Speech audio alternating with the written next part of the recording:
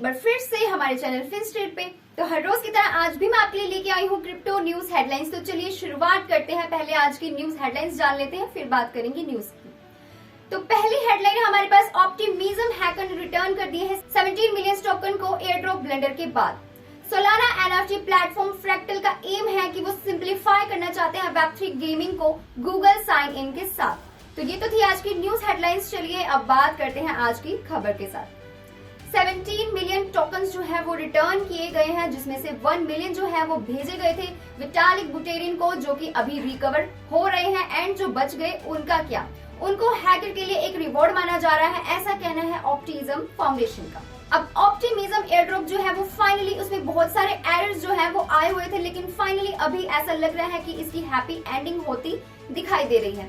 जी हाँ, जो हैकर है जिसने स्टॉल कर ली थी 20 मिलियन ऑप्टिमिज्म यानी कि ओपी टोकन्स को लास्ट वीक में, उसमें से उन्होंने 17 मिलियन जो है वो रिटर्न कर दिए हैं। और ये जो टोकन्स है इनका मतलब था इनको यूज किया जाना था एज गवर्नेंस फॉर कंपनी के न्यू डीएओ के लिए, ऑप्टिमिज्म कलेक्टिव डीएओ के लिए और डिसेंट्रलाइज्ड ऑटोनॉमस ऑर्गेनाइजेशन के लिए, जो कि अभी ग्रांट कर रहे हैं वोटिंग प्रिविलेजेस के लिए उन लोगों से जिनके पास गवर्नेंस टोकन हेल्ड करके रखे हुए हैं। इसके साथ ही ईथर स्कैन डेटा से शो हुआ है कि जो ओपी है वो वापस भेजे गए हैं 17 सेपरेट 1 मिलियन टोकन ट्रांजैक्शंस को, जो कि स्टार्ट होते हैं around 8 AM ET on Friday को। अब ये जो हैकर है इसने एक्सचेंज किए 1 मिलियन ओपी को इथेरियम के लिए, जिसमें से 1 मिलियन जो है वो उन्होंने इथेरियम को फाउंडर विटालिक बुटेरिन को भेजे थे। एंड स्टिल जो 1 मिलियन ओपी है अभी उनके वॉलेट में पड़े हुए। एक ट्विटर थ्रेड से ऑप्टिमिज्म फाउंडेशन का कहना है कि 2 मिलियन ओपी जो है वो अभी तक रिटर्न नहीं हुए हैं और उनको एक रिवॉर्ड की तरह माना जा रहा है कि हैकर को रिवॉर्ड की तरह ये मिल गया हुआ है। एंड ये अभी प्रोसेस में है रिकवरी के। एंड इसमें से 1 मिलियन ओपी जो है वो बुटेरिन को भी भेजे गए थे।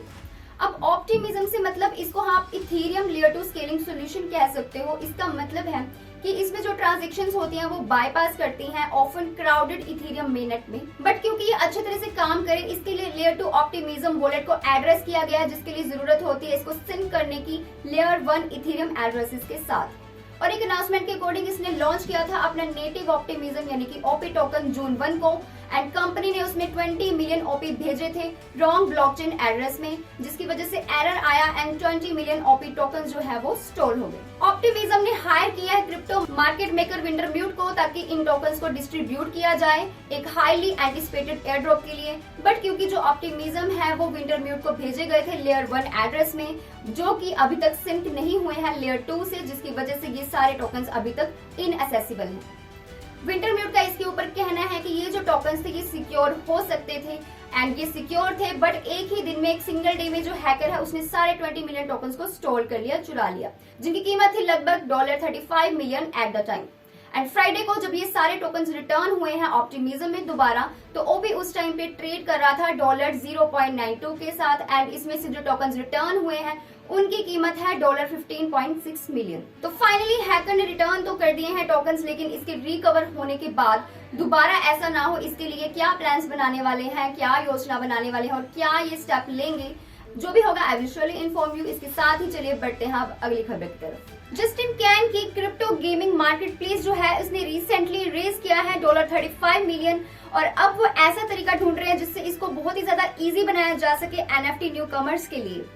इसके साथ ही ऑनबोर्डिंग न्यू यूजर्स जो हैं वेब3 के वर्ल्ड में, उनके लिए एक ऑनगोइंग चैलेंज बन गया है क्रिप्टो एंड एनएफटी प्लेटफॉर्म्स में, क्योंकि जो इतनी सारी कॉम्प्लेक्सिटीज फेस करनी पड़ी है क्रिप्टो वॉलेट्स को हैंडल करने में एंड जो एसेट्स को कस्टडी में लिया गया है उसके कारण ये कॉम्प्लेक्सिटीज फेस करनी पड़ रही है। बट फ्रैक्टल जो कि सोलाना एनएफटी गेमिंग प्लेटफॉर्म है उसके अकॉर्डिंग इसको सोल्यूशन है, और इस सोल्यूशन में इन्वॉल्व है यूजर के एग्जिस्टिंग गूगल अकाउंट्स। जी हाँ, आज एक स्टार्टअप अनाउंसमेंट हुई है साइन इन विद फ्रैक्टल, जो कि एक न्यू फीचर आया है जिससे कि जो यूजर्स है वो क्रिएट कर सकते हैं क्रिप्टो वॉलेट्स को लॉग इन करके अपने गूगल अकाउंट के साथ। अब ये जो प्रोसेस है ये क्रिएट करेगा नॉन कस्टोडियल वॉलेट को, जिसका मतलब है कि जो फ्रैक्टल है वो यूजर्स की एनएफटीज एंड एसेट्स को होल्ड नहीं करेगा। इसके साथ ही स्प्लिट करेगा वॉलेट की प्राइवेट की को यूजर के डिवाइस एंड फ्रैक्टल के सर्विसेज के बिटवीन।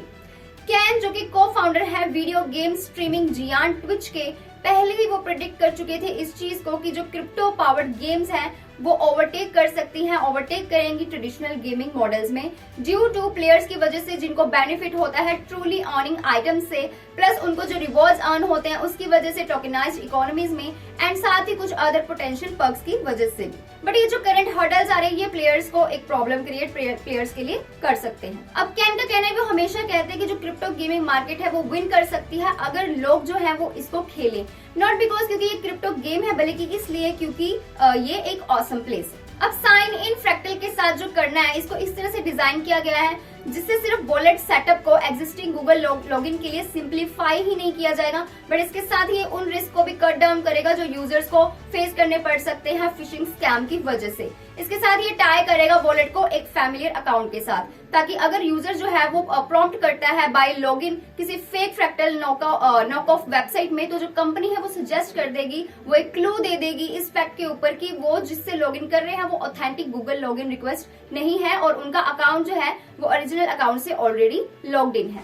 अब फ्रैक्टल ने जो इन्फॉर्मेशन प्रोवाइड की है उसके अकॉर्डिंग ये जो न्यू साइन इन प्रोसेस है ये स्प्लिट करेगा प्राइवेट की को इनटू 2 सीक्रेट शेयर्स में, जिससे कि जो एक है उसको हेल्ड किया जाएगा फ्रैक्टल के सर्वर्स के द्वारा, एंड जो दूसरा होगा उसको टाई किया जाएगा डिवाइस के साथ use to sign into the wallet with Google account. अगर यूजर का जो गूगल अकाउंट है वो कॉम्प्रोमाइज कर रहा होगा देन ये ऑटोमेटिकली अटैकर को ये एक्सेस नहीं करने देगा फ्रैक्टल वॉलेट में without the original device in hand. अब इस सारे वॉलेट क्रिएशन के प्रोसेस के दौरान जो यूजर्स हैं उनको एक सीड फ्रेज भी प्रोवाइड किया जाएगा, जिससे उनका अकाउंट जो है वो रिकॉर्ड होगा और अकाउंट उनका सेफ रह सकता है। जस्ट इसलिए क्योंकि जब वो क्रिएट करते हैं एक वॉलेट को मेटामास्क एंड अदर सर्विसेज के लिए, तो ये जो सीड फ्रेज है ये प्रोवाइड किया जाता है। इसका मतलब ये रिकवरी फ्रेज दिया जाता है अगर बाय चांस आप किसी न्यू डिवाइस से आपको लॉगिन करना पड़े, आपकी ओरिजिनल डिवाइस लॉस्ट हो जाए, ब्रोकन हो जाए या कॉम्प्रोमाइज करे किसी स्कैम से, तो ये उसमें हेल्प कर सके।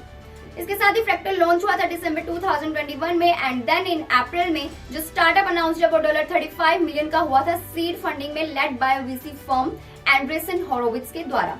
नाउ अब अगर मैं बात करूं तो ये जो प्लेटफॉर्म है ये 85 लिस्टेड गेम प्रोजेक्ट्स को स्पैन कर रहा है with more than 120 NFT collections के साथ, और इनका गोल है एक बेस्ट प्लेस बनना गेमिंग के लिए, गेमिंग की फील्ड में। और इनका कहना है कि बहुत ज्यादा इन्होंने स्ट्रगल किया अपने गेमिंग पार्टनर्स के साथ, एंड अल्टीमेटली ये ट्राई कर रहे हैं एक ऐसा प्लेटफॉर्म को बिल्ड करने का जो कि यूजर्स के लिए और हर किसी के लिए बेनिफिशियल हो, एंड ये बहुत ज्यादा एक हाई लेवल तक पहुंच सके। So that's all for today's video. ये थी आज की क्रिप्टो। ऐसे ही मोर इन्फॉर्मेशन के लिए जुड़े रहिए हमारे चैनल फिनस्ट्रीट के साथ। Stay tuned.